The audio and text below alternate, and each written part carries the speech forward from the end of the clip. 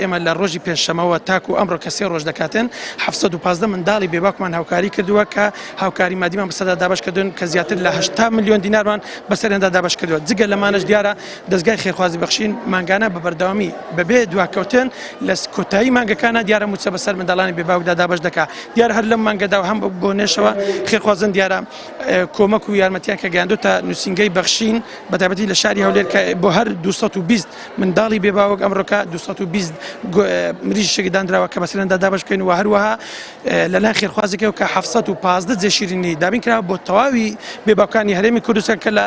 بەشی بێباکانی دەستگای خێرخوازی بەخشیندا موچیان بەسەردا دابەش دەکرێتن. وەکو نووسینگەی هەولێریش بەڕاستی ئێمە 222 منداڵی بێباوک کە ئێستا لەو هۆڵەدا دایانبینی هەمویان لێرە کۆکراونەتەوە و ئێمە ئەمڕۆکە لە سێم ڕۆژی لە دایکبوونی پێغەمبەری خوا صلی الله علیه و سلم هاوکاری بەسەریان دابەش دەکەین کە زیاتر لە 32 ملیۆن دینارە تەنها ئیشاری هەولێر. ئێمە کۆی گشتەکەیەکە کۆی بکەینەوە لە دەستگای خێرخوازی بەخشین بەسەریاندا دابەش دەکەین کە زیاتر لە 81 ملیۆن دینارە بۆ 715 منداڵی بێباوک.